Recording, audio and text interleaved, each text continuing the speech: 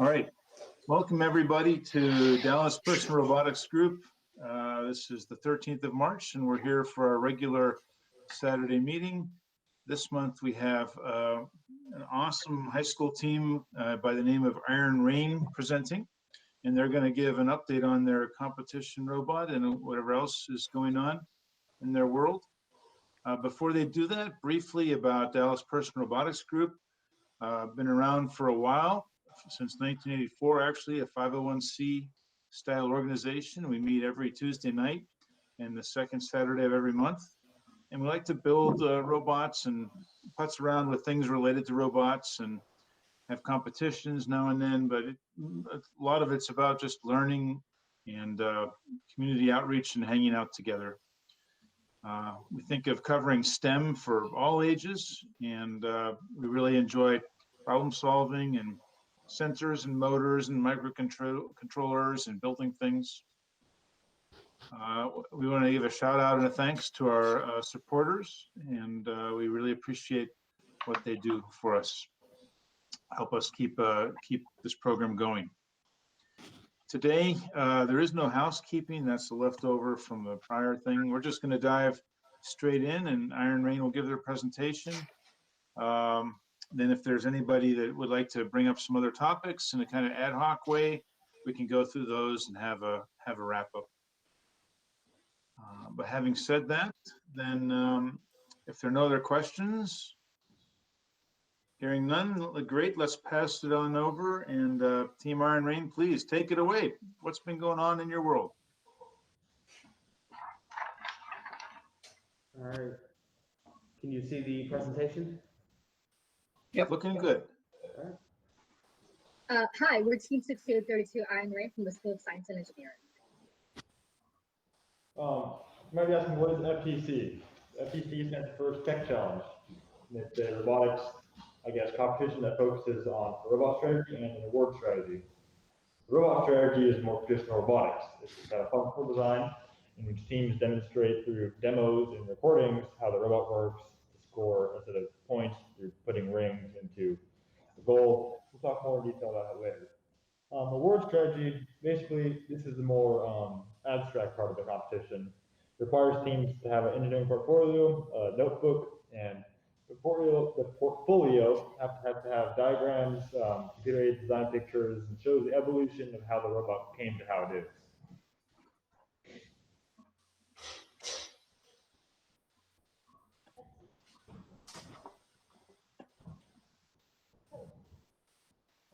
If somebody wants to commentate over this, we can't hear the audio. So this is the challenge for this time. All of the robots have to fit in the sizing cube. Teams are usually in group support, except this time they're a little bit more different because we don't have alliance partners as much. Yeah, we mainly want to show you guys this video so you get a grasp into what our competition looks like. We actually have our second qualifier next week, and we wanted your advice in getting prepared for that on both the robot game and the award strategy. And this is what we need for the robot game. We wanted you to get an exposure into what the competition is like, get some context behind how the game challenge works, which might act as like a better way for you to judge our robot when we eventually demo it to you and go over how it works. So we have these goalposts. They're pretty nifty. So the game challenge is split into 3 parts: autonomous, teleoperated, and endgame. Autonomous is, as the name goes, is entirely programmed. It's pre-programmed functions. It tends to have the most number of points. There's different challenges throughout the game. So the first autonomous period happens for about 30 seconds. And then after that, we shift into a teleoperated period. Teleoperated period is robot controlled. And then endgame is also robot controlled, but it's the final the final set of challenges before the game actually ends. These are rings. They're pretty useful for this challenge in particular. So what happens is that, oh, those are wobble goals. They'll also come in handy later. So if the teams are able to move the wobble goals, they get points. I believe it's about 15 to 20 points if anyone wants to correct me on that.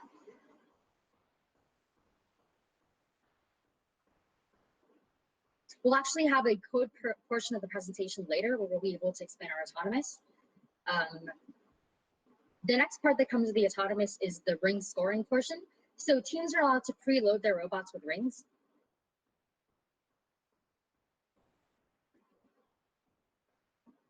So what happens in this section is they have to be able to place rings within those 3 active goals. They're, I guess, like configured in like a variety of different setups.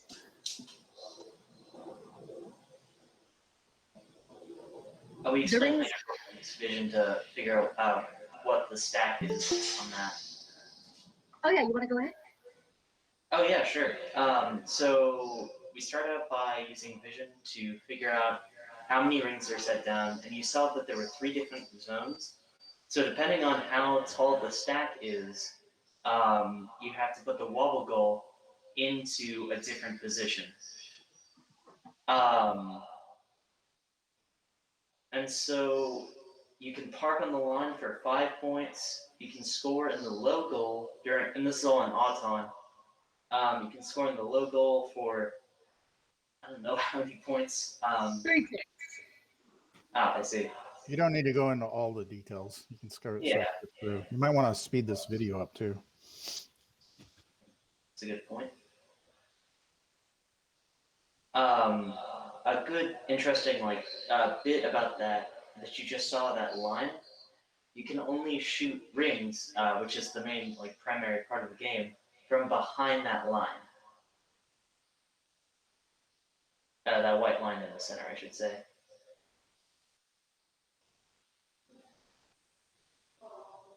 So towards the end of the challenge, the rings get scored into those goalposts, and those also come in handy for like our robot functions later on. This is the wobble goal scoring. Robots have to be able to pick them up and place them outside. Well, that's a penalty actually, but they have to be able to move the goals around. I think that's all there is to the video. The next section is entirely penalties, I believe. Yeah, I think we can go on to the next slide. Okay. So earlier I mentioned an award strategy. So these are the different tiers of awards. Iron Reign, with our engineering portfolio, our documentation, as well as our robot performance, aims to get the Inspire Award, the highest award.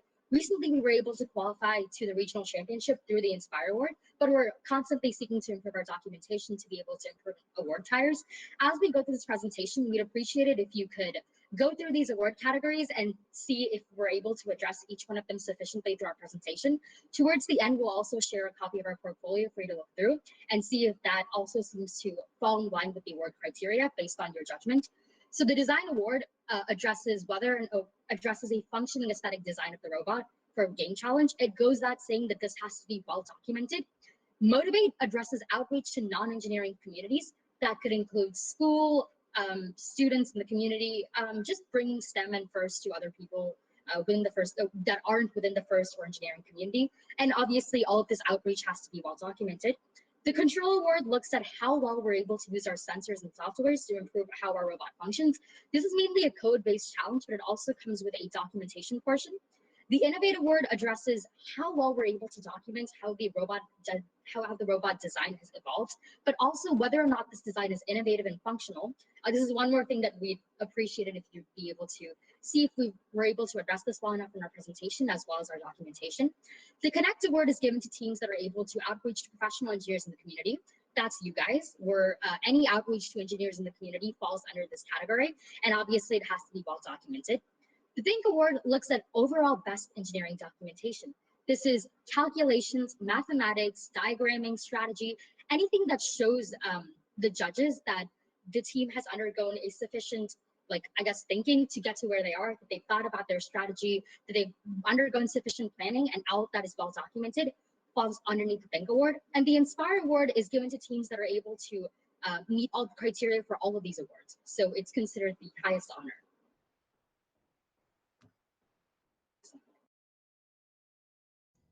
So a few summers ago, we created the Mobile Learning Lab with Big Thought, and every year we take the Mobile Learning Lab to underserved areas of the Dallas community where we teach kids about STEM.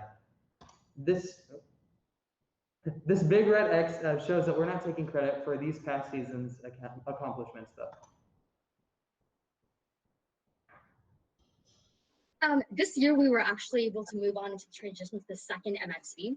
So Big Thought, who owns the first version of the MXV, gave us the go-ahead to move on into a second version of this mobile learning lab. And what that entailed was that the team had to create the floor plan as well as CAD the exterior of the MXP as well as its interior. And Big Dot's professional engineers needed to use this CAD and floor plan we provided them to make the learning lab a reality. This project is currently on hold due to COVID constraints, but we hope to get it started back soon. In the meanwhile, this is what Iron Reign has designed so far.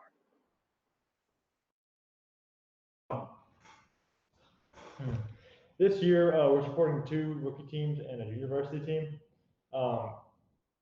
As you can see, picture, we have Iron Golem, Iron Core, and Imperial Robotics. And this year they've been conglomerated more or less into one big homologation team because we don't have as much participation due to COVID. And yeah.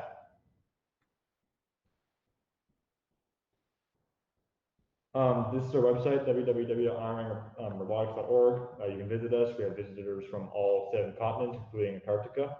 It's public, so anybody can visit and view what we're doing. Our Twitter and Instagram are at Team6832. This year we've had how many? Like 30? No, it was 3. We had 3 like individual outreach opportunities that have come through our website and social media channel, I suppose. We do meet with a lot of engineers. This is our 3rd meet here, which have been really helpful to help us develop our strategy and our robot construction and design.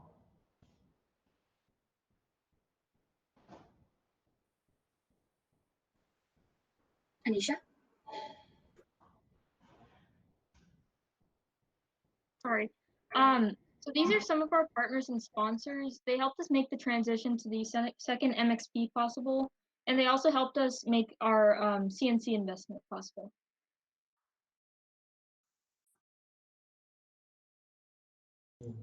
Our team is divided into multiple sub-teams that work together to accomplish our robot goals. We have several different teams, each with special skills.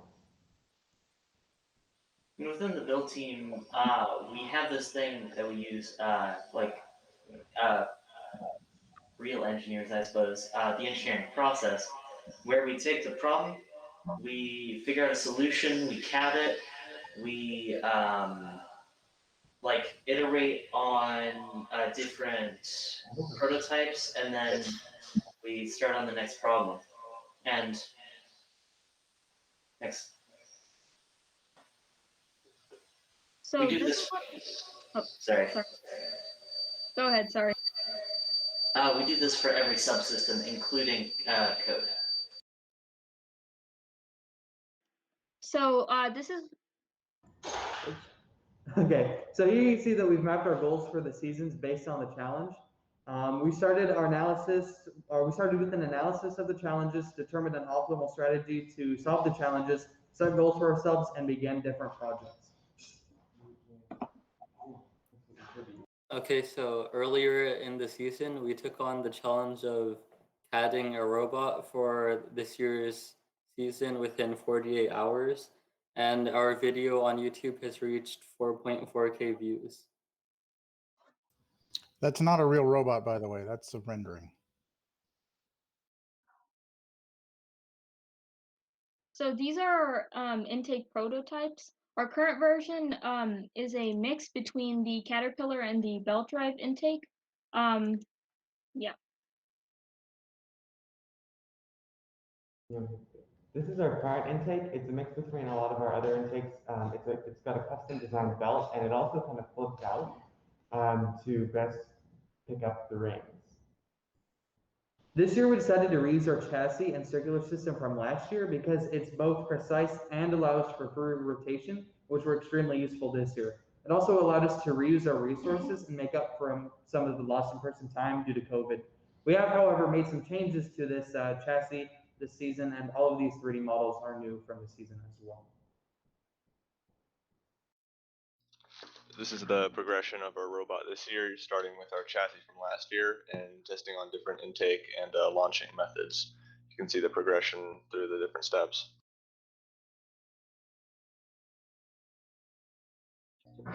We also continued to use our turntable. We have our 3D printed ring gear and mounted it to our chassis. And this is especially useful this year when we can constantly aim at the target as we move around the field.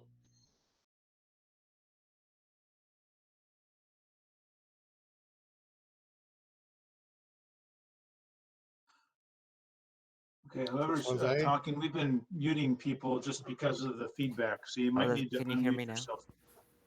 Yeah. Okay, cool. So I was gonna say we use Fusion 360 in order to 3D print our own custom parts, which allows us to save costs when you don't have to buy commercial off-the-shelf parts, and also allows us to make our own solutions. This is our ring slinger that we use to shoot our rings. We showed this to you guys a few meetings ago, and it worked with the custom flywheel.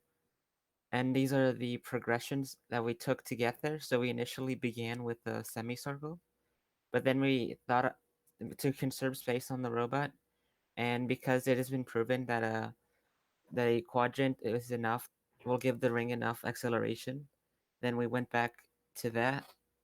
And once we did that, we had some additions to be able to actually store the rings before actually launching them.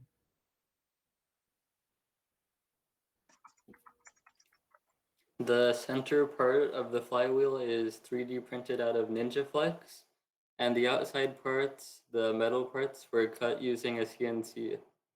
So using this, we can control the flywheel's rotational velocity to set the ring's launch velocity.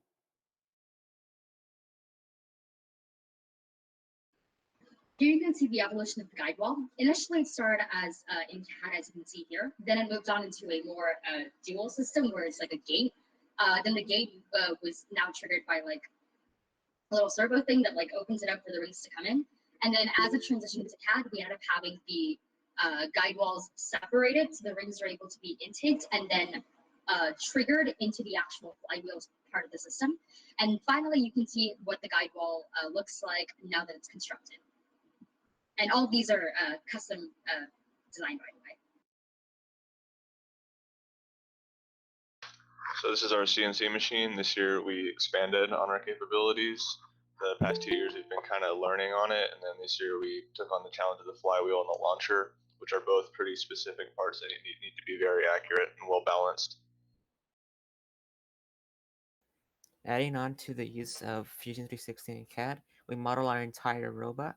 This allows us to prototype without having to meet in person, and also allows to have representation of what the robot should look like in the end. So this year we derived a series of equations needed to score a ring from any location on the field with kinematics. And the image that you see on the right is a Desmos calculator that we made just to help justify why we placed the constraint that the disk should reach the summit or the highest point in its trajectory at the goal. It has the effect of reducing the vertical margin of error, since you can see that the vertical margin of error increases the further away the goal is placed from the peak of the disk trajectory. And we can go more detail into this during the code presentation. So this year's auto path looks rather simple. If you can see that that box is just kind of moving forward and back, that's because in Auton, all we're really trying to do is pick up the wobble goal, put it in the correct position, shoot, and then maybe pick up some rings that we see using vision, but just drive back to the line when we're all done with that. And basically auto this year. So we use the IMU this year inside of the control hub to turn to precise angles and to hold different turret and base headings using pit control. And we can also use a distance sensor that we have mounted to the side of the robot to essentially follow the wall and calibrate our localization. Sorry. And so speaking of localization, basically what we have is, since we've got the two wheels that have encoders on them, the drive wheels that we can pretty much guarantee always have contact, we use that and a regular localization and positioning code to figure out where we are on the field. Of course with like an offset and whatnot, so that it's easier. So this year we used a tool called Ftc Dashboard to essentially paint where the robot is on the field that's given to us through Odometry. And this helped us verify our odometry, continuous targeting, and the forward kinematic model of the robot that we had. So as you can see on the dashboard's canvas, we drew the turret's heading with a red vector, the bearing to the currently selected target in neon green, and the base of the robot's heading in black. And we've actually updated the canvas that you see on here to include a circle for where the turret is, as well as a point where the disc actually exits the robot. You'll see that a little bit later. Yep. So these are some of our ultimate goals for the future.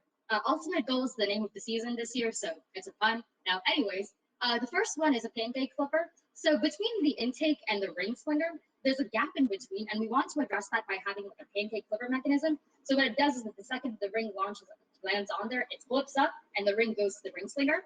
That gets rid of the need for a connection in between and makes the process a lot faster. Of course, this requires some position and fine tuning, which we haven't gotten yet to. The second one, a little bit more simplistic solution, is having a ramp between the intake and the ring slinger. On this ramp, we actually, to determine what materials we wanted to use on this ramp, we conducted friction testing on a variety of pillowcases because these would cushion the fall of a ring into the ring slinger. And we actually picked this pillowcase because it has the least amount of friction between the ring and the actual surface, and having a more slippery surface ensures that the ring is able to slide down faster to the ring slinger. The third is a wobbleable gripper. This one is currently in its CAD stages, but I'll let Jose explain what our immediate next steps for an hour. The idea. I think we have to go back one slide. Yeah. All right. Go on, Jose.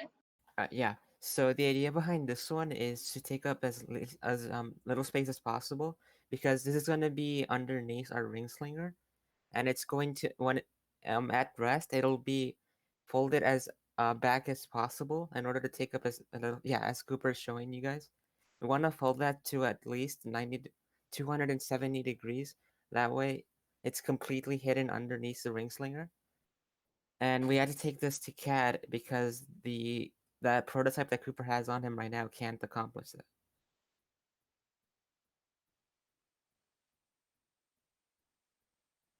Iron Reign has been a team for 11 years, and we hope that it continues for many more. All of our current members were members of our rookie teams. So you may like to know that we're hosting a remote qualifier on April 17th, and we're currently looking for volunteers, or for people to volunteer as judges. And you guys could make some of the best informed judging panels of the season. So if you're interested. We'll hit you up about that again in a bit when the links are ready. Cool. And So the now code presentation. Yeah. Mahesh Are is you going. sharing that one? Yeah, I got it.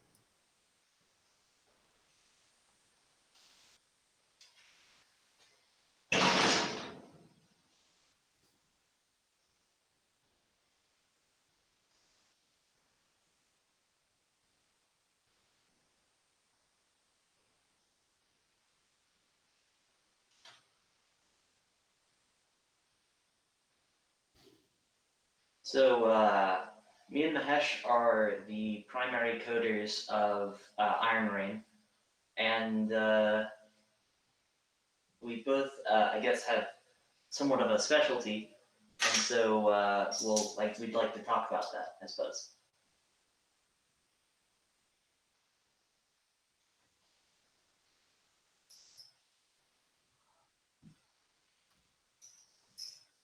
Sorry about that, just getting used to things. Okay, so we want to start out by just describing what Opencv is. It's a collection of open source computer vision algorithms that is considered the standard for most purposes. Other teams, and including our team, have been using it for FTC for a while now. And a big advantage that it has is that it's written in native code, I think C++, for maximum efficiency. So when compared to other approaches like AI with TensorFlow, it's a lot faster. And so, as you guys saw during the game video, This year during autonomous, you're rewarded points for detecting how high a stack of rings is, and based on the height of the stack, if you can deposit that wobble goal to one of 3 different zones, depending on whether there are 0, 1, or 4 rings in the stack, you get a number of points.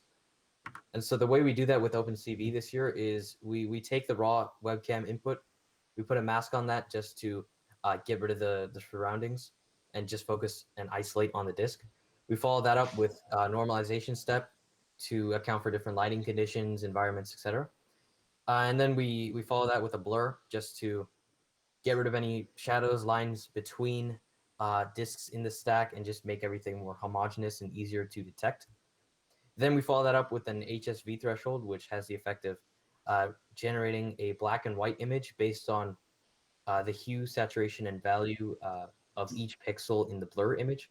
And then finally, we can use blob detection on that and take the dimensions of that blob to figure out how many disks are in the stack.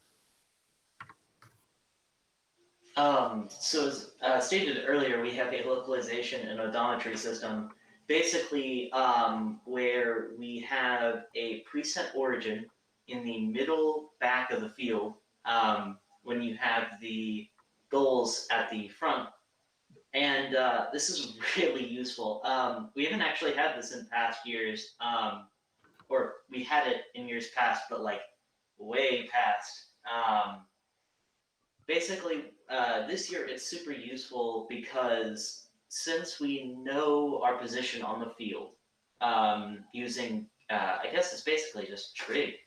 And this is updated every loop. We can also find our velocity, which is useful for some stuff a bit later. But since we know our position on the field,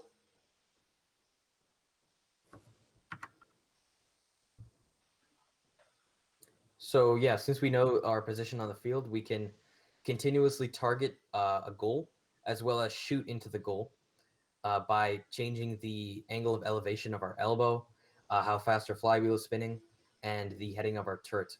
Now, a thing to consider is that if all we want to do is shoot into the goal from any location on the field, there are multiple different ways to do that. There are an infinite number of, I guess, parabolas that you can draw that go between 2 points. And so we needed a way to pick, I guess, the most favorable solution to that problem.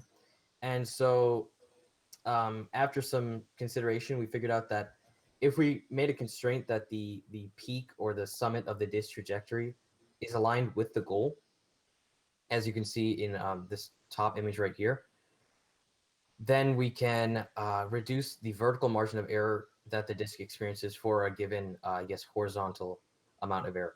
And the further the goal is placed from the peak of the disk trajectory, the wider that vertical margin of error gets for the exact same horizontal margin of error. And so this, by having the disk go flat into the goal, we essentially minimize the amount of vertical error it can experience. And so we just create a little Desmos calculator to demonstrate that, and these series of images here help explain that.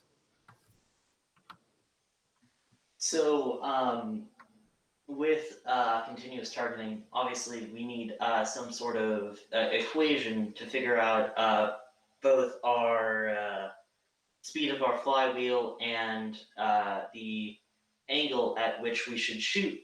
And the bounds on this are actually kind of easy. So we have a low end and a high end for our flywheel, obviously low end being 0, and our top end flywheel velocity being around, I believe it's 1200 ticks per second.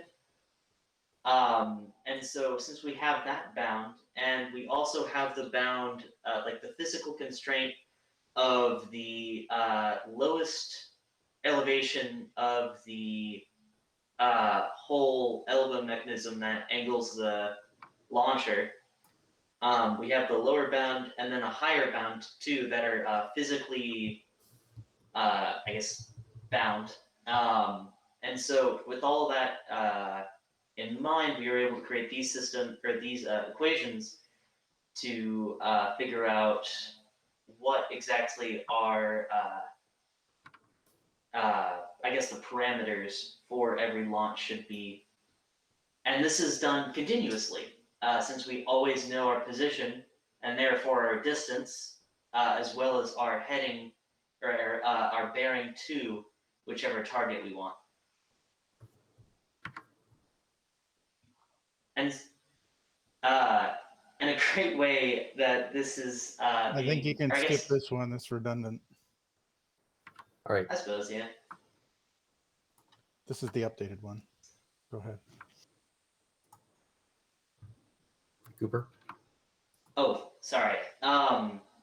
So what's great about Dashboard is that we can actually visually show both our target and our our heading. And if you can see on the video, you can see the blue kind of spiky parts of the graph. That is our actual flywheel ticks per second. And then the red is our target ticks per second. And so we use PID to try and maintain the flywheel the flywheel target ticks per second in order to get a more accurate shot. But with Dashboard, we can actually see that visually.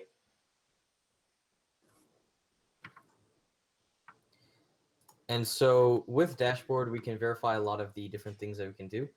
One of those including being able to launch while the robot is moving. And so we can accomplish this by, as we mentioned before, we know the velocity of the robot relative to the field. And so we can figure out how fast the robot's moving in the Y direction and the X direction. And based on how fast it's moving on the X direction, we can offset our target by, I guess, the time that the disc takes to reach the goal times the horizontal or the X component of the robot's velocity. And so the dark green line that you see is, I guess, the offset target. And then the neon green line is where the actual target is. And so when the robot's moving from side to side, you can see that update in real time. We can also take the Y velocity and subtract that from the flywheel's velocity, because if the robot's moving forward, the flywheel doesn't have to spin as fast, and if the robot's moving backward, it has to spin even faster. I think that's it. And we do have the ability to demo any of this in questioning if you want us to.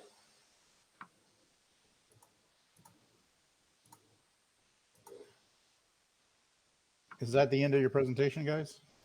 Yeah. Yes, sir. Ah, okay. Very nice. Hey, well done. Hey, I did have one comment or observation, and that is that that last thing that you showed really rung home to me, kind of a little more than earlier parts, maybe where it was mentioned, because I think that's where it really sunk in that you're actually shooting while the robot's on the go, right? That's pretty cool. I mean, it's hard enough if it's sitting still, but when you're shooting while you're moving down the road, that's pretty cool. And I think that might be something. Might be some words you could highlight that better with, or maybe I was just blind and I missed it earlier. But I don't know. Is that unique for your team, do you think, or are a lot of teams doing that? Just blasé. Oh, certainly, it's unique to our team. It's partially only, or I guess it's partially, actually feasible for us because of the turret that we have on there, which allows us to not have to orient the robot with its base, or we don't have to orient the shoot or the launcher with its base. And so doing that continuous targeting is actually, feasible, I guess, while moving. Not a lot of other teams have that turret. We should be. Sorry. Sorry. Who was going to talk? Go ahead. I can show you guys a video of the robot turret spinning independently from the chassis.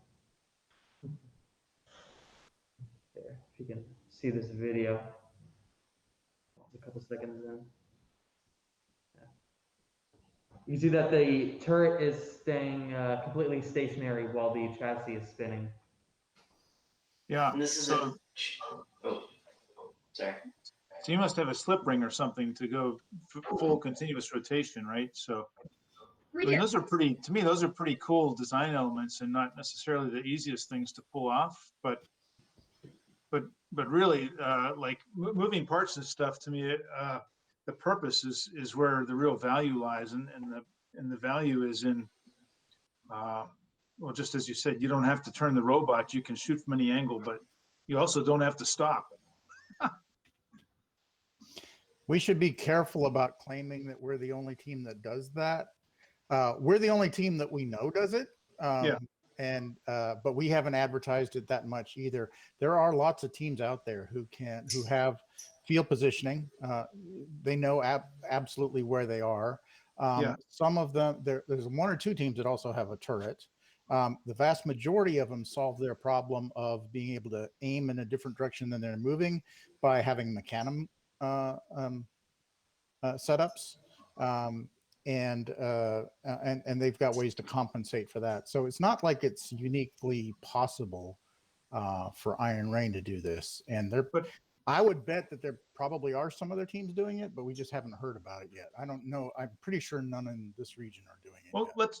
let's assume that there are other teams doing it. By the way, I would read, like, if the rules are connect best outreach to PEs and motivate outreach to non-engineering, I would think that if two teams have a similar capability to shoot while they're moving, I would think that the one that can communicate it and articulate it more clearly is going to do better. That's fair. Has the DoD contacted you? We're trying to not make it a military application, but Or it's not so different from tanks firing on the fly, right? So I mean, guys, this is what I did in the 80s and early 90s when I worked in the defense industry and made a stabilized head mirror for a tank. So, Kareem, how many signals go through that slip ring? So it's just power and one RS-485 connection, I think. So they have yeah, so there's a total of 6 wires. It's 6 wires. So we've got power and ground, right? Then we got the 3 data cables for RS 435, and then the 6th isn't actually being used. I had a question about your ring gear. Are your teeth on your ring gear spur gears or spurt? Well, like teeth for spur gear or? So on the flywheel, that center part, that's 3D printed out of Ninja Flex. No, he's asking about the turret. Yeah. So you Oh, can have Paul printed the turret. Yeah, it also it's a ring gear.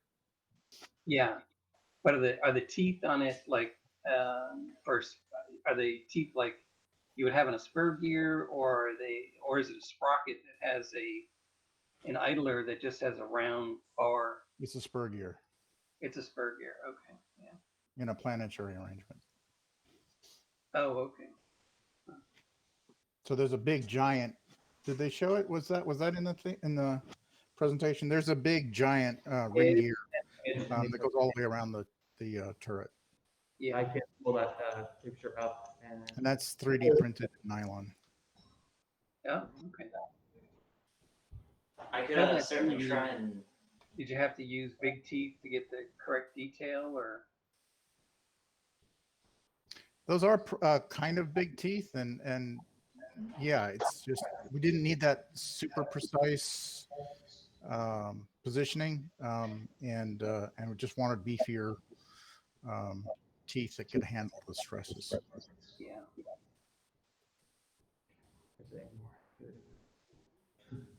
So is that your pinion there? on the bottom left? No, that's something. Oh, That should not be there. That's like a holdover from presentations past. artifact. Huh? That is yet another intake mechanism from yesteryears. Okay.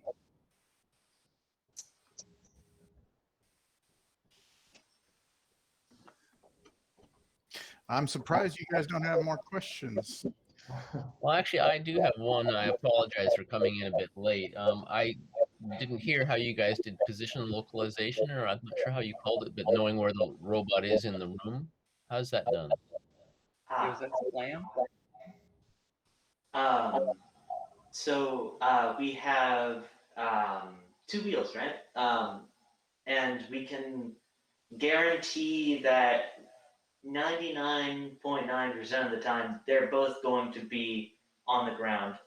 We've got, I guess, 8 other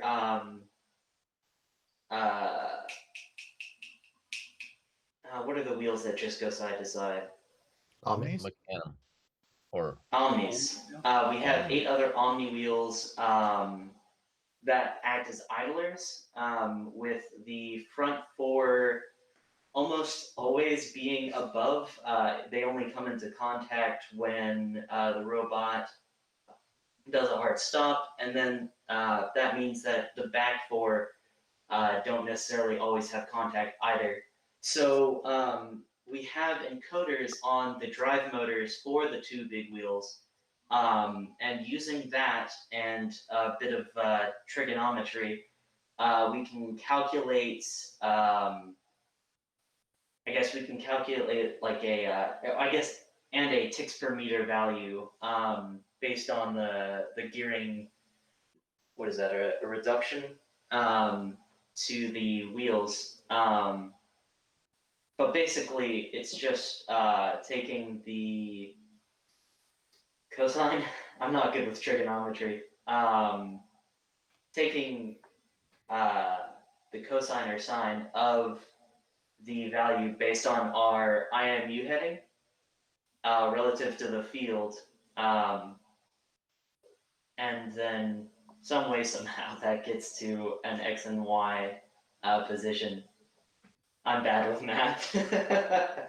But a short answer is that you're not using any kind of external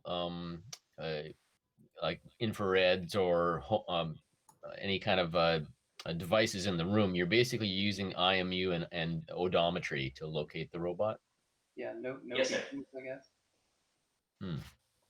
Good. We did actually think about using, so there are vision targets placed around the field. And these targets have been trained on a vision provider called Vuforia. And Vuforia has a unique ability to tell you roll, pitch, and yaw to the target and distance.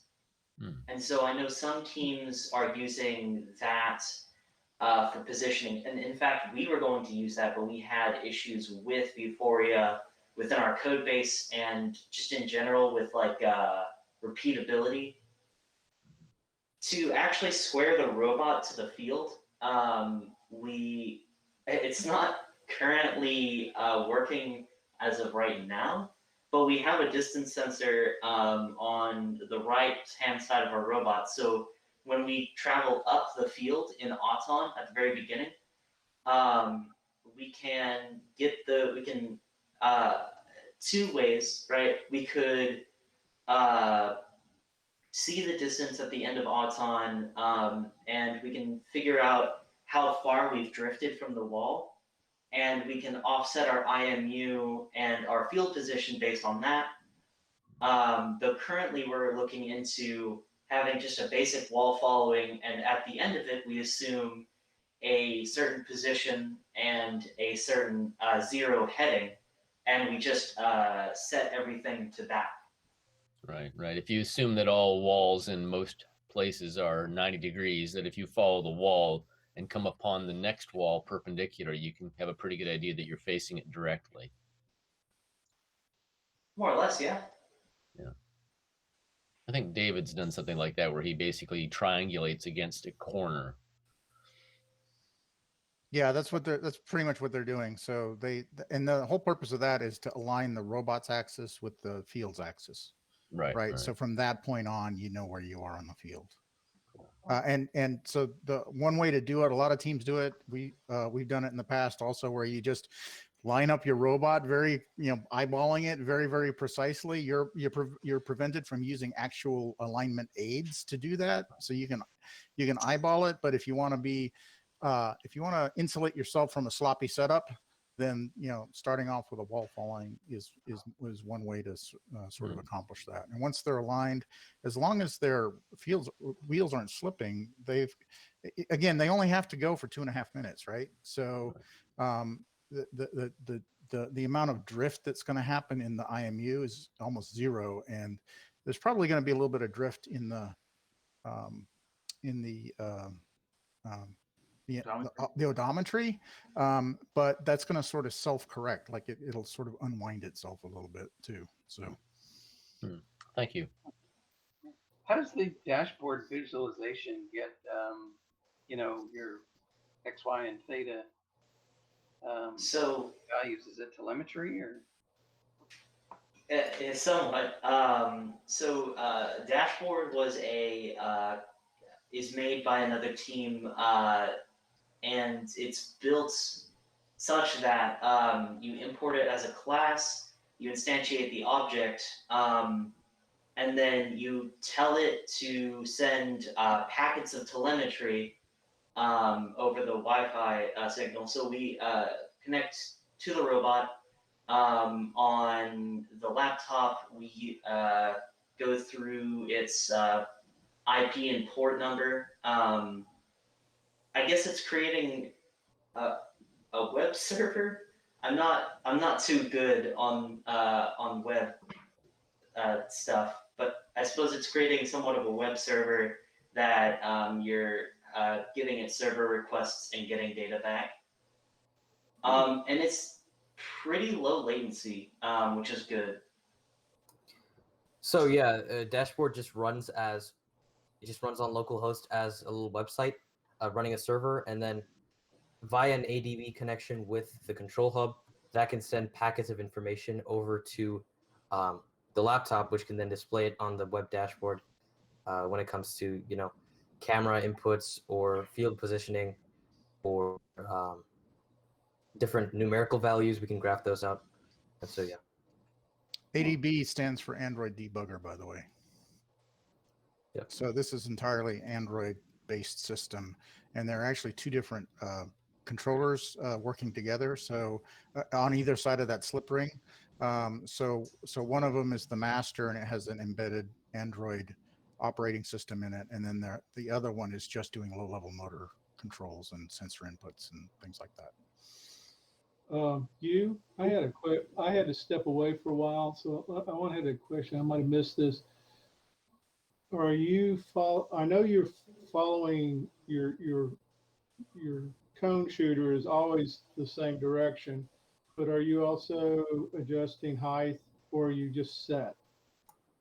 We are actually adjusting the elevation of the elbow continuously as well. So each update loop, we take in the robot's current position and calculate where the elbow should be, what the angle of the elbow should be, what the velocity of the flywheel should be, and what the turret setting should be. And we use PID control to maintain those every update loop. Okay.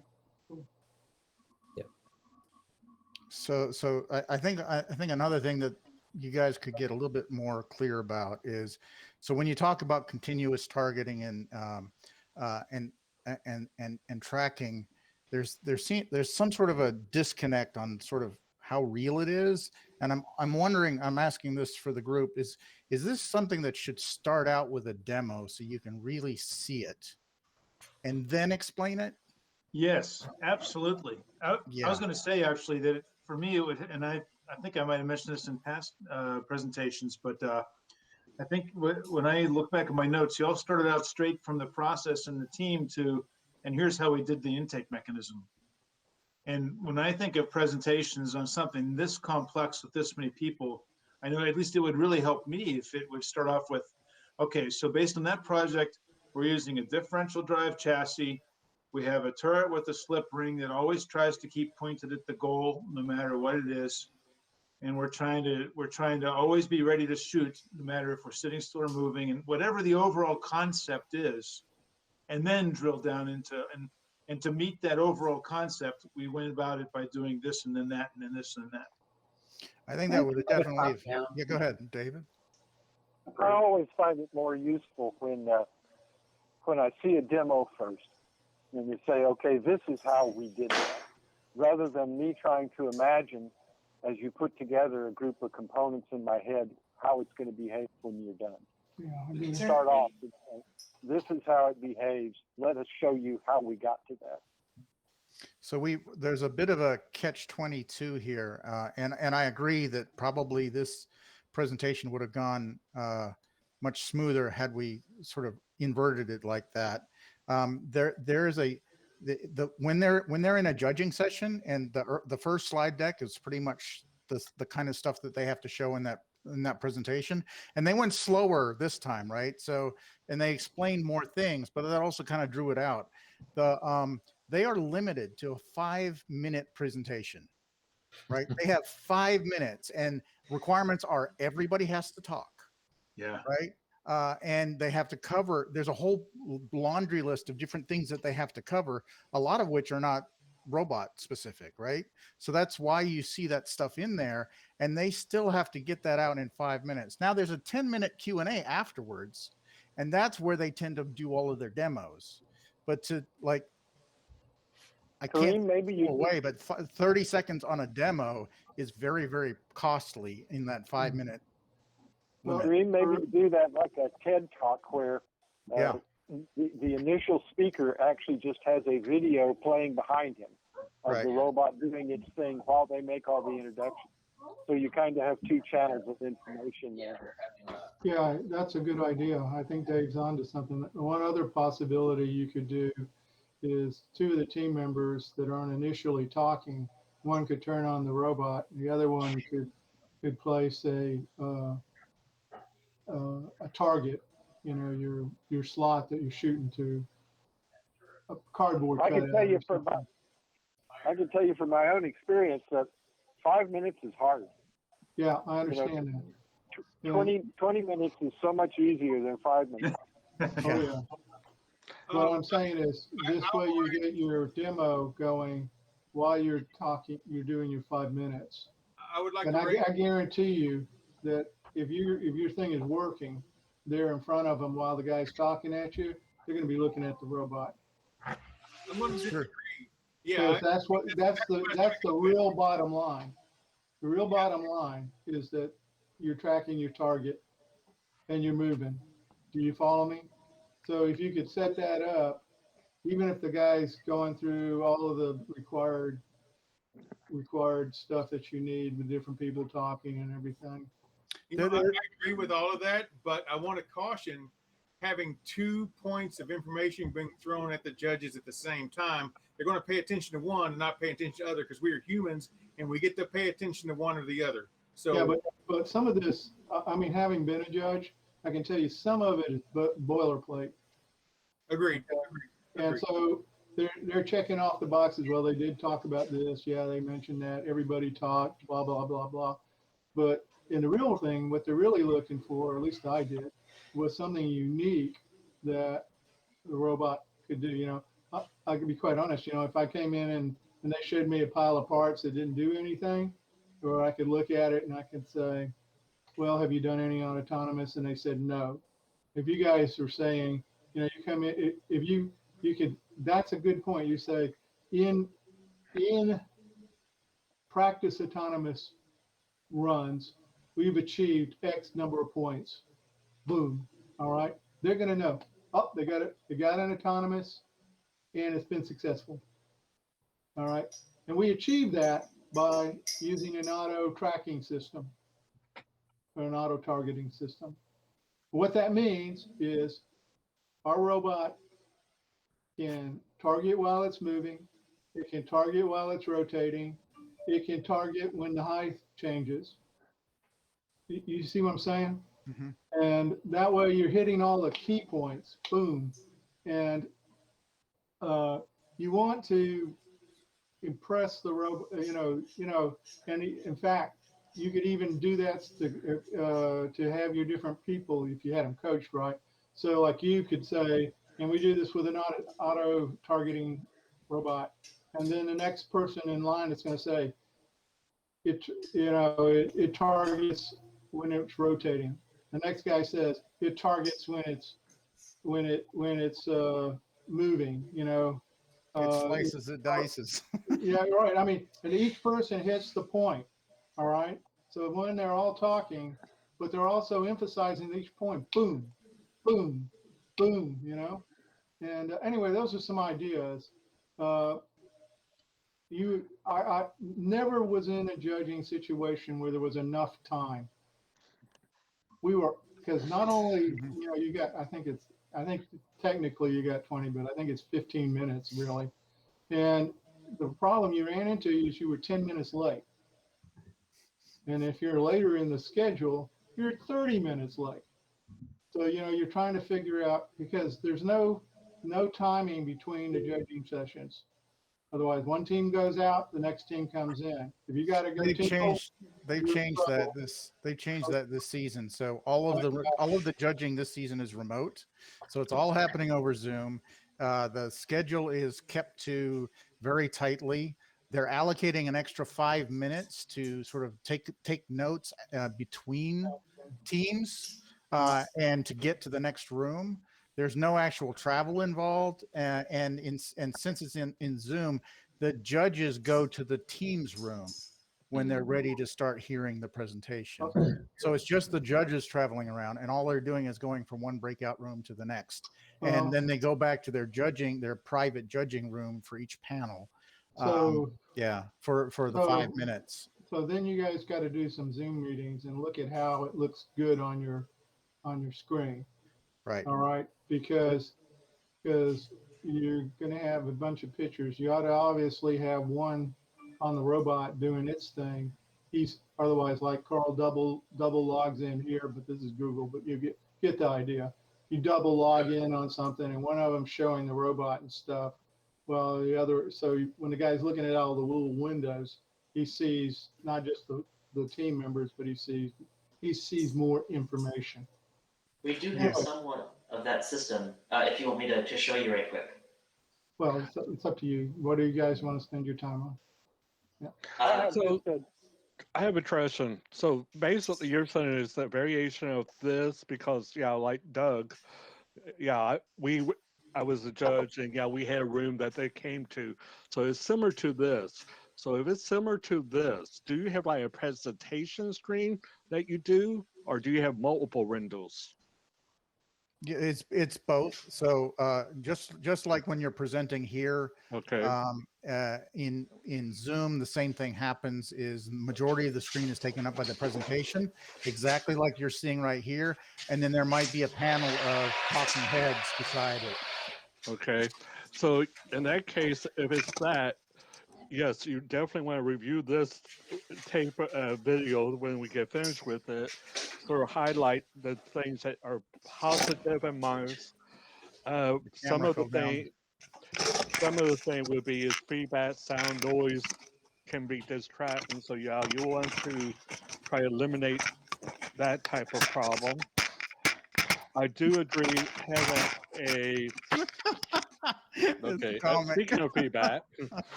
I think you do need to have the robot up front, because we've seen the robot, so we had an idea when they were describing it. But you have to have like a visual presentation with pointers to the different features. So having a checkbox list is a good ideal type thing. I don't know if you showed this, but John's on a good point. You should have somewhere in your presentation a picture of the robot with a white background. So just the robot standing out. And then you have arrows and labels to all of the major parts on your robot. So like a PowerPoint presentation where you could actually have the robot and they have a next slide that points to a part of the robot that you want to feature in your discussion. Now, let me So- ask you this, Kareem, are you required, I mean, can you can the presentation? You can show videos in the presentation, and they do. Okay. You cannot have any embedded videos with voiceover. In other words, the voiceover, the talking about it, has to happen live in the session by the students attending. But just like you could be. But you can have just you can have silent video, and you can describe what was happening in it. Okay. And that is what that is something that they do in that 5 minutes. But it's not the first thing that they do. They don't lead off with that, and that has more to do with all of the judging criteria. Yes, Dave. I would like to just make a generic comment. I thought today's presentation was excellent. And given that the judges are going to know more than we do about, what you're trying to accomplish, I thought you guys seem real competent. You have good methodologies, and laying those out really makes the rest of it kind of flow very naturally. I thought the order of which you did today was really good. I thought the presentation was excellent. Thank you. We actually had one more thing that we wanted your feedback on. So earlier I mentioned about some award criteria that went along with the documentation. And part of the challenge is that the presentation has to be in sync with the documentation you submit, and the documentation has to be within 15 pages. Would it be all right if I send a link to our portfolio and you could do a scan over it and see if it looks decent? All right. Mainly want to know if it's in sync with what we presented, and also is it in line with the award strategy? So the award strategy is innovate, which looks at evolution, how we've documented how your design has evolved, as well as whether or not the robot is functional. Design addresses similar components, but in CAD. Think is for overall documentation, looking at mathematics and diagrams. Connect and motivate are more outreach-based. One is for engineers, one is for a non-engineering community. And Inspire looks at whether or not you've addressed all of that, and Control has its own separate documentation. So there you go. I don't know if this applies, but in general, equations are better studied offline. Yes. Where you have time to really get into what the ramifications are. And in a public presentation, my experience is that every equation, cuts the audience in half. Yeah. Everybody's eyes glaze over. Well, we're hoping that this audience is a little bit more friendly to equations, but anyhow, we take your comments to heart. That presentation, the portfolio link that you just shared, that's only going to be up for a short amount of time. So if you guys could go ahead and grab it, that would be great. And then we have to take it back offline again.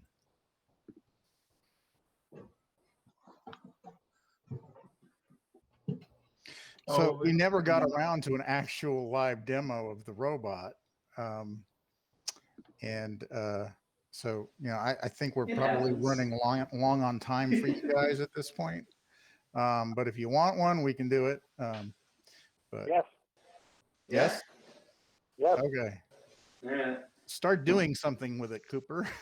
I will. All right. Do you need help? Do you need somebody else in there to help you? Falls down here.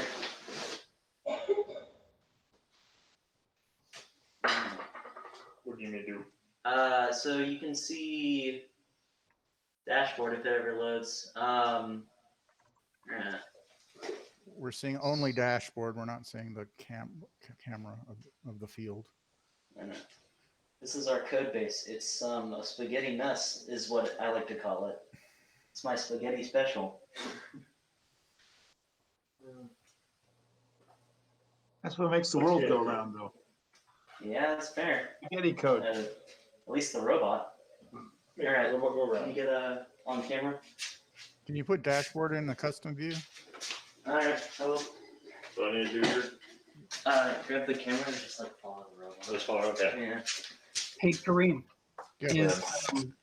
when you shoot at your goal, are you, do you shoot at it pretty much in line with it, or do you shoot from all over the field at it? They can shoot from anywhere on the field. So Anywhere. apparently we didn't make that clear either. So yeah, okay. so That was clear to me. Okay. That was clear to judge number 14. All right. So Hey, I think they did show a video of it shooting while traveling across the field in motion. Yeah. And so that's to show that it can do it from multiple locations. There are actually a few illegal locations or zones, if you like, mostly due to the fact that there's also a limit. You can't shoot further than 16 feet or above 5 feet high. Okay. Now the goal is below 5 feet high, and since we're always doing a peak at the goal, that tends to not be a problem. But if we were to miss and you project the path of the ring, some locations, if you're starting out far away, that means they're also going further, and they would be outside of that 16 feet. The field itself is 12 feet long. Okay. Do you find that more precise targeting that you're hitting What I do, Cooper? of your target most of the time, or does it So kind of? so they haven't really dialed it in. I would say they've been focusing more on the all of the surrounding functionality so that it's useful, and sort of waiting until the robot was more fully developed before tuning the actual shots. So there have been times when it was tuned, but then they made changes, and now that right now they're at a place where they have to retune the actual targeting because of changes to the turret and stuff like that. Oh, okay. So looks like we're not going to have a demo. Let me have the robot restart. It's giving me an op mode error. Just a quick restart should fix it. The demo gods are smiling on us yet again. Never. I will say that there's a little bit of good news. So they had their first qualifier 2 weekends ago. So they've qualified to the regional championship in May. And Cool. we just got Worlds was canceled yet again. So they just made that's news this week. So they can't advance from regionals if they were so lucky to Worlds. But there is apparently going to be a state in-person championship in June In San Antonio. in San Antonio.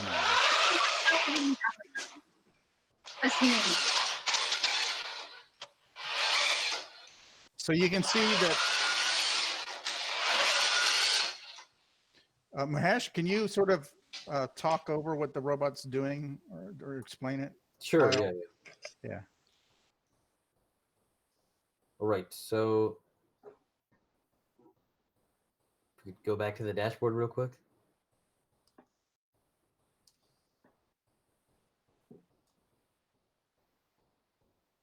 Right, so you can see where the base of the robot is pointing with that bottom biggest circle, and the heading is highlighted with a little line in black.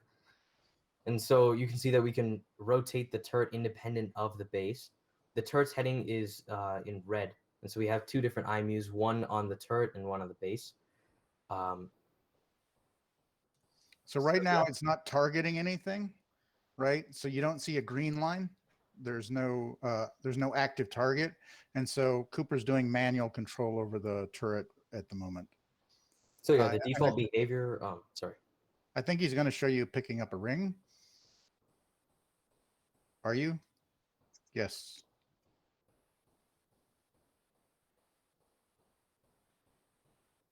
That's really laggy. Why are you driving into a wall? Make it easy on the driver.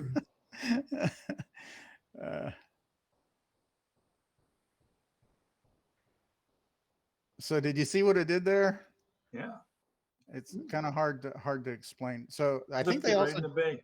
they neglected to mention that that intake belt. They said it was custom, but they didn't say what it was made out of. That's Ninja Flex. It's a TPU, and they designed it themselves to run on. That one runs on sprockets, so it's exactly the same sprockets as like a number 25 chain, which is a chain that they commonly use.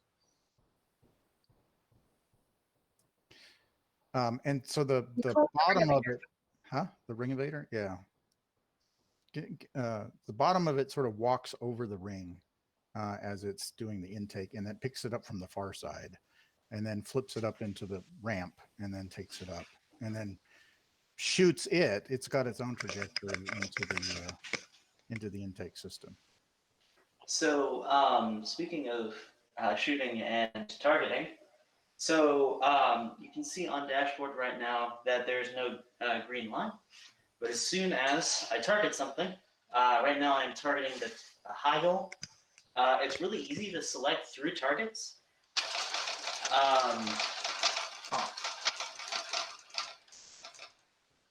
Just with the push of the button. And so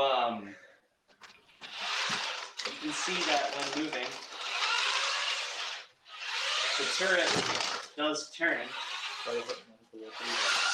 So face the target.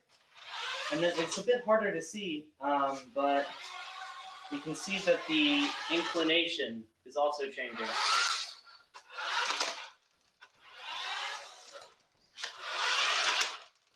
Side to side, and then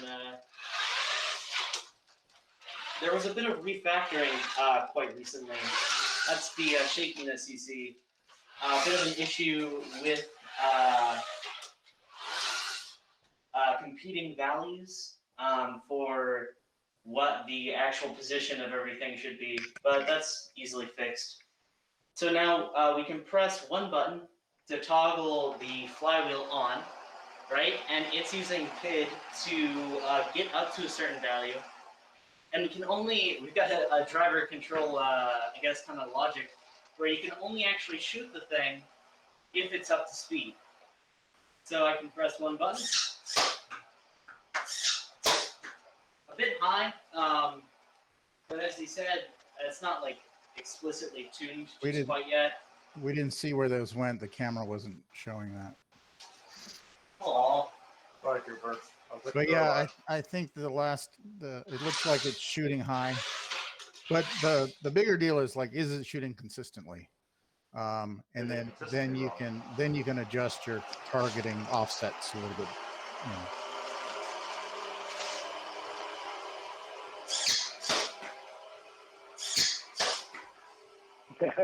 Cool. Karina, I have a question. Is my mic on? Yep. I noticed that the turret, in attempting to continue to point toward the target, has a little bit of overshoot in it. So is there something that prevents you from firing during that overshoot period when you wouldn't be pointed at the right direction? Don't think they have that yet. And I don't think so. Mahesh is probably the one to answer this. Like Cooper was saying, there's already a check to see if the flywheel is up to its proper speed, but I don't know that there's a check that the turret is actually caught up with the trajectory we're asking it to have. Because obviously, up to that point, you'd miss the target, right? Right. Yeah. And the turret can't turn as fast as the robot can. So that's what's actually happening. It's lagging the speed. It's lagging the turret. It's lagging, like it wants to turn. The robot wants to turn it, sort of the base, right? And the turret has to compensate for whatever the base is doing, and it can't turn as fast. It can't counter as fast as the base can turn. So another way of addressing this is to sort of limit the speed at which you can do turns. How much does that robot weigh? Heavy. Take a guess, guys. I'm pretty sure it's lighter than last year's, right? Was it last year? There was a 42-pound limit. I think was so. that the year before? That was the year before. I'm pretty the year before was super heavy. Yeah, about 30 pounds. I feel 30? like this one's like 35. I was thinking. I don't know. Right. We could actually weigh it. It would be a great answer to have handy. A guessing game. Judges, how much do you think it weighs? If you get it right, you get to take the robot home. And the bigger question is, how much should it weigh? And in return, we get the Inspire Award. It's a good bargain. On the subject of weight, actually, so obviously, as we've said, this is our older chassis. And to say it was old last year is an understatement. At the time of regionals, I think we had what, like at least 2 or 3 aluminum, I guess, stitches in the actual polycarb base to hold the thing together. And yet we did make a new robot, entirely new, out of all new parts. But then obviously Worlds got canceled, so we weren't actually able to use it. And we didn't use it this year because that we have a tradition of keeping our Worlds robots intact. So as a kind of future goal, when we remake this chassis, which is hopefully sooner than later. Obviously, right now we're just we're figuring everything out. We're getting the positioning all correct, and then once we have that, the CAD models updated, we are kind of looking at maybe making the chassis out of carbon fiber. Maybe possibly, or aluminum. Maybe possibly. Just not polycarb. We have. These are Have you worked before? Have you worked with carbon fiber before? Personally, no, but I know the precautions that are needed. It's kind of hazardous. Yes. Kind of an understatement. Christ, it's scary stuff. They have been researching how you process it, how you handle it, that kind of stuff. We know that the CNC can handle it. They've got the right bits for it. We got our first sheet in last week, but zero actual experience in processing it. The dust, from turning and machining it, is really nasty. And the little splinters, you get those little splinters in your hands and they fester. You need to be careful. Look, Ray is smiling. Show us your festering hands, Ray. Yeah.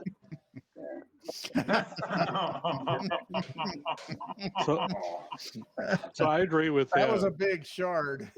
Unless there's a reason you really need fiber, I wouldn't go with it.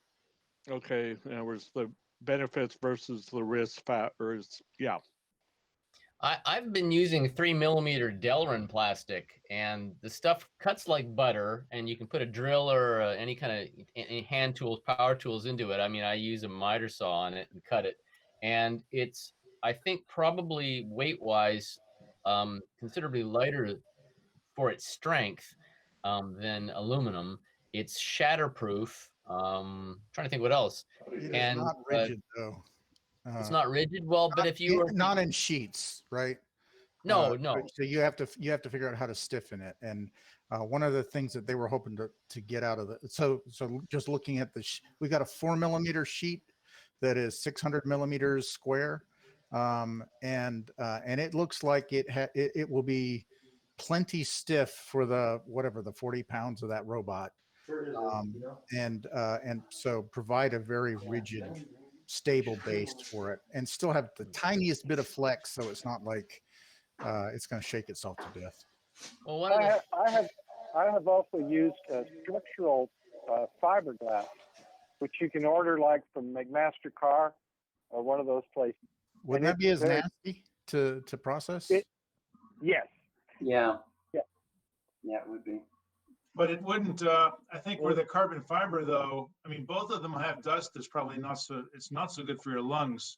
But from what I built a turret or a gimbal once out of carbon fiber sheet like that. And that dust, you need to have a really good shop vac to collect the dust. And even with that, the dust is going to mess up your CNC. It gets everywhere, and it's Did you have a shroud on your CNC with the live vacuum at the same time? I did something like that. I had to contrive it, but I didn't have a CNC. It was more of a MNC. So. Oh, okay. All right, that's a little harder.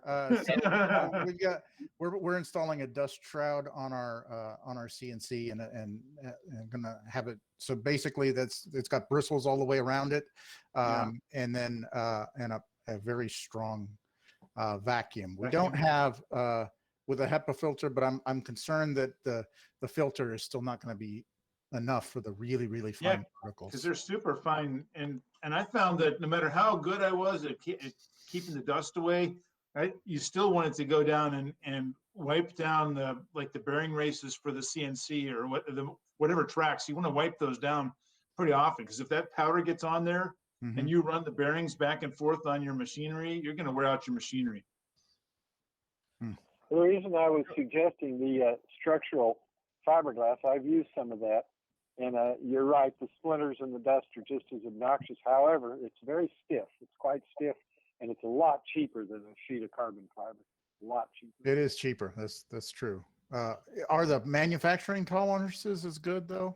Like this sheet is so flat and consistent in its thickness and that kind of stuff.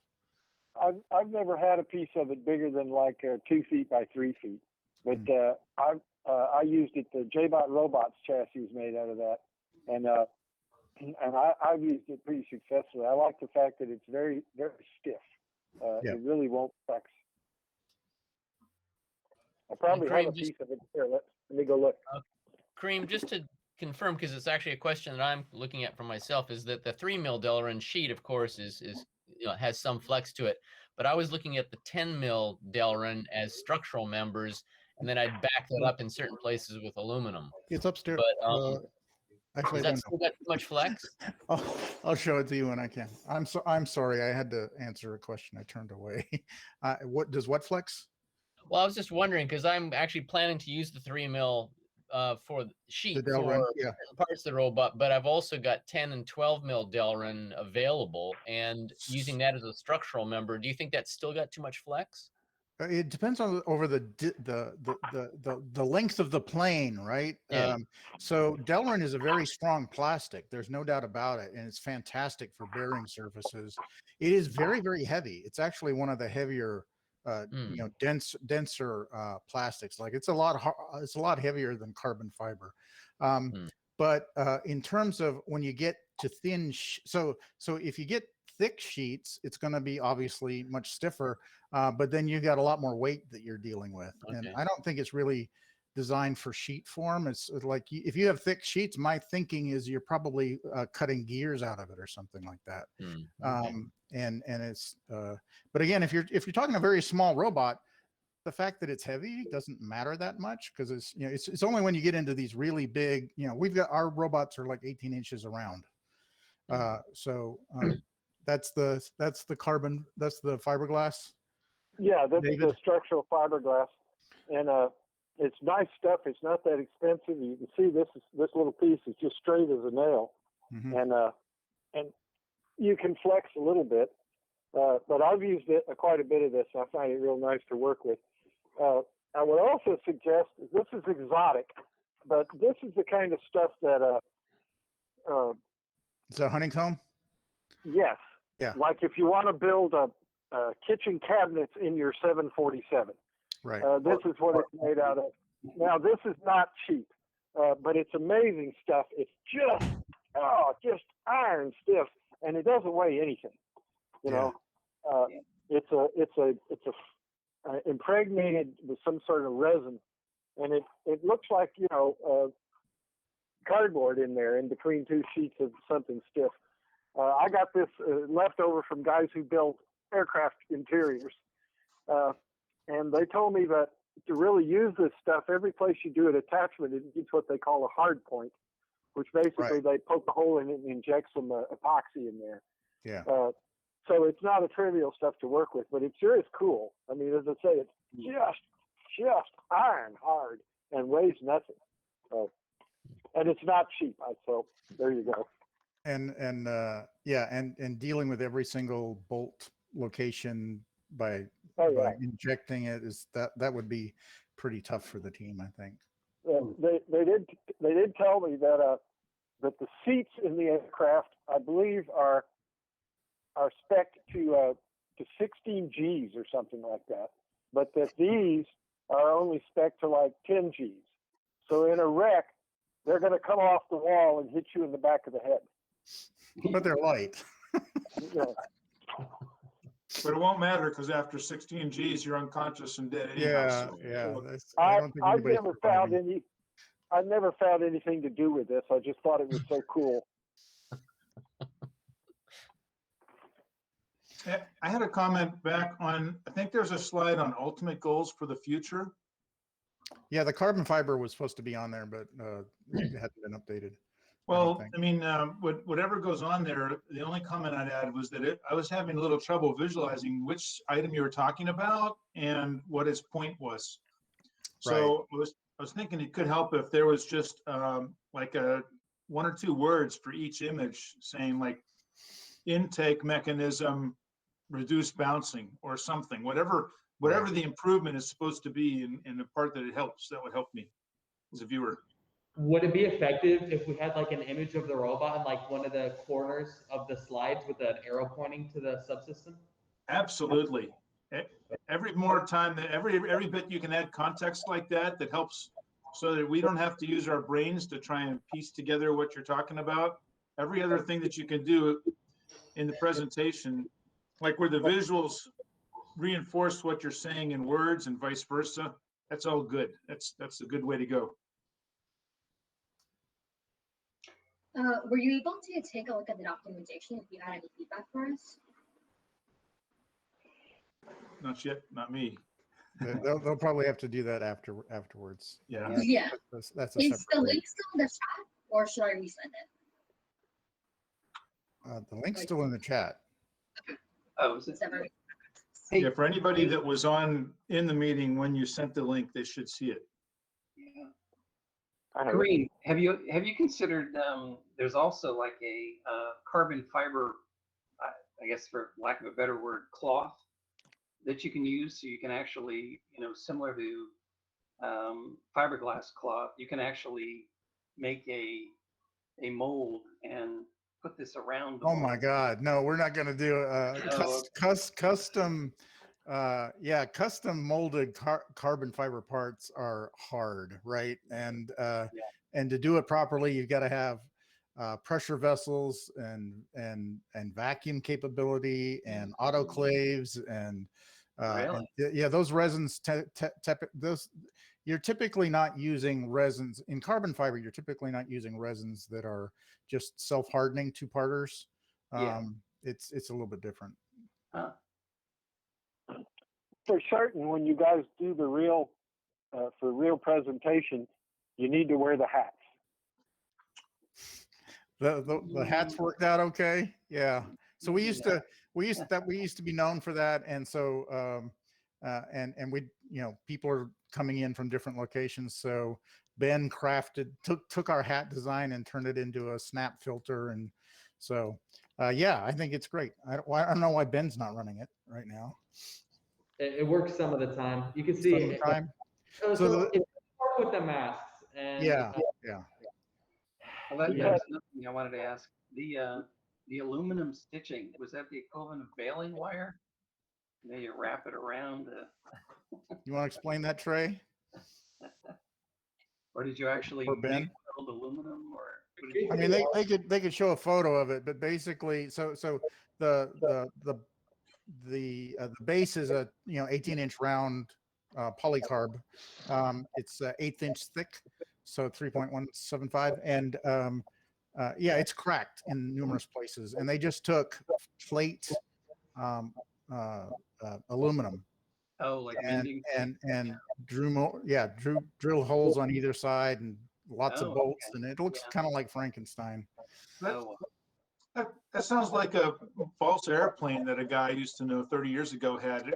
Well, it started off as balsa, but by the time I met him, it was called the Epoxy Eagle because it had been so repaired so many times. It was basically made much more by epoxy than balsa at that point. It had little wood fibers in it, huh? Yeah. Yeah, hopefully they'll. So there were some manufacturing flaws in that. That was like their first. That was their first time to do polycarb heat bending from like all of the different facets all the way around, and it was a little bit on the. There were some mistakes made with how much heat was applied here and there and things like that. and probably didn't have, and it's still, so it also, even polycarb is not going to be rigid enough. So it has these aluminum rails underneath, stiffening them, but they only stiffen them in one direction and not the other. And so, it's a combination of those things that have kind of, it just hasn't held up over time. But in a way, polycarb is a great structural material for base plates. Our only flaw is that someone doesn't let us use duct tape. It's true. I have a rule: no duct tape. You can't even cheat with gaffer's tape. It's not duct tape. Yeah. I mean, well, actually, there's gaffer tape on the robot right now. I can tell you that. Yeah. So there's a little bit of cheat workaround going on there. In the past, we used to have our wiring like stuck together using duct tape. We didn't even have wire management. It was just duct tape wrapped around a couple of pieces of filament. It didn't work there. I know what you're talking about. That's still on the robot. Yeah, that counts. That's wire management. Wire management by duct tape. Zip ties. Kareem, you were describing that stiffeners only stiff in one direction, and so you still end up rolling if you're not bending. But that's this may be totally unrelated, but that's the basis of a stress shape, like a monocoque body on an airplane or something like that. Basically, you can take a flexible shape, you can bend it easily this way, and you can bend it easily this way, but you can't bend it both ways at once. Right. So by forcing it to bend both ways at once, you get this incredibly rigid structure that's only connected at the edges. It takes some math to know exactly how to do that, but I've had some luck doing it just experimentally to make rigid shapes out of something without having to reinforce it. Let's say that this may not be applicable here, but you're aware of all not applicable here, since we're also wanting it to be the primary mounting plate, and so we want it to be pretty flat for all of the other stuff that's going up on top and even below. Yeah.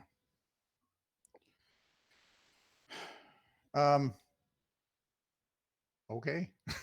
Thanks for I think we've probably taken more than enough of your time. And great job. Great Yeah. job, guys. Fantastic. We appreciate it. Thank you. Do we want to talk about the Town View Qualifier one more time? About like registration? Sure, pitch it one more time. Sure. Okay. So on April 17th, we're hosting the annual Town View Qualifier.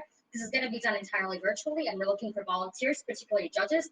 In past years, when DPRG stepped in to be judges for the qualifier, the event was a huge success, and we want to be able to do that again. So if you guys would like to volunteer on April 17th, please let Mr. Verratti know, because we are looking for judges. And Murray, I'm going to throw you under the bus, because guess what?